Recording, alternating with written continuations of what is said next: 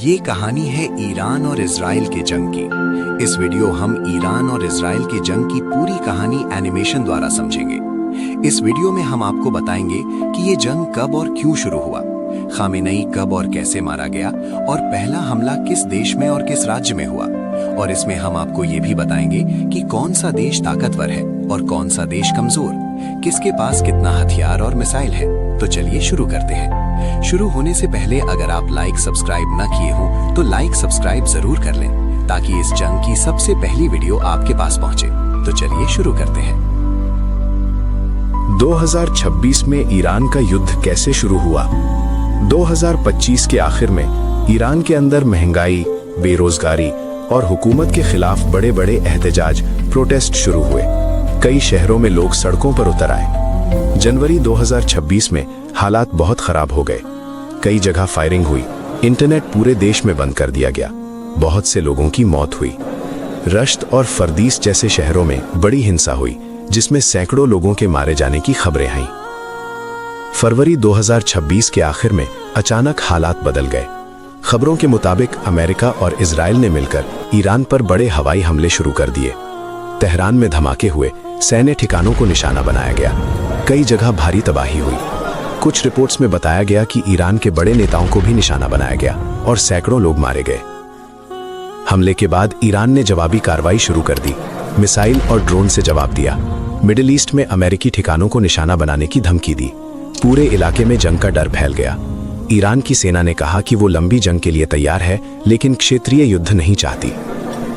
इस्लामी इतिहास में जब भी जुल्म और ताकत की लड़ाई बढ़ती है तो अल्लाह सब्र और इंसाफ का हुक्म देता है। कुरान में आता है, जुल्म ज्यादा देर तक नहीं चलता।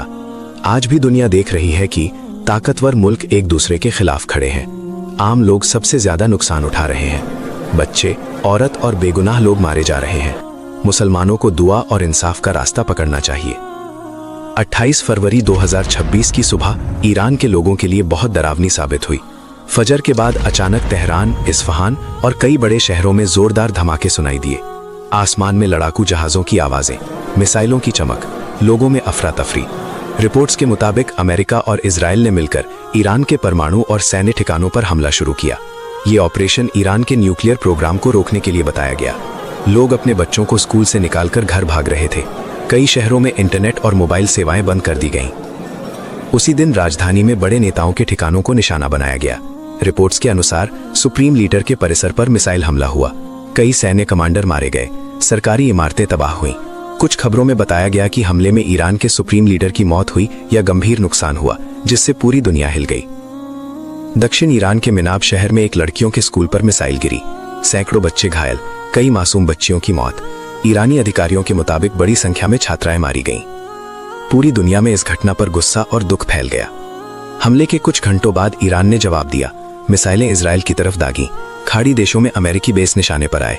कई देशों ने अपना एयर स्पेस बंद कर दिया। इस जवाबी हमले से पूरा मिडिल ईस्ट जंग के डर में आ गया। यूरोप ने दोनों पक्षों से सब्र की अपील की। कई अरब देशों ने चिंता जताई। हवाई यात्राएं रुक गईं और तेल की कीमतें बढ़ सकती हैं। दुनिया को डर है कि यह बड़ी क्षेत्रीय जंग बन सकती है। इस दिन ने दुनिया को याद दिलाया, ताकत की जंग में सबसे ज्यादा नुकसान बेगुनाह लोगों का होता है। सब्र और अमन ही असली जीत है। जुल्म ज्यादा देर नहीं चलता, इंसाफ जरूर आता है। अली खामेनेई ईरान के सुप्रीम लीडर थे। 1989 से वो देश के सबसे बड़े धार्मिक और राजनीतिक नेता थे। सेना, सरकार और बड़े फैसले उन्हीं के हाथ में थे। 28 फरवरी 2026 सुबह का हमला। 28 फरवरी 2026 की सुबह फजर के बाद अचानक तेहरान में जोरदार धमाके शुरू हुए। अमेरिका और इजराइल के लड़ाकू जहाजों ने हमला किया। मिसाइलें सैन्य और सरकारी ठिकानों पर गिरी। सुप्रीम लीडर के ऑफिस और घर वाले इलाके को भी निशाना बनाया गया। रिपोर्ट्स के मुताबिक यह हमला ईरान के न्यूक्लियर और सैन्य सिस्टम को खत्म करने के लिए किया गया था, लेकिन ऐसा नहीं हुआ। लोग मस्जिदों और घरों में दुआ करने लगे। पूरे शहर में डर फैल गया। हमले के दौरान उनका सुरक्षित परिसर मिसाइलों से बुरी तरह तबाह हो गया। कई बड़े कमांडर मारे गए, सरकारी सुरक्षा टूट गई। कई घंटों तक कोई आधिकारिक खबर नहीं आई। पहले कुछ अधिकारियों ने कहा कि वो सुरक्षित जगह पर हैं, लेकिन शाम तक खबरें बदलने लगी। रात होते होते ईरानी स्टेट मीडिया ने घोषणा की कि सुप्रीम लीडर आयतुल्लाह खामेनेई हमले में मारे गए। देश में 40 दिन का मातम घोषित किया गया और लाखों लोग सड़कों पर निकल आए।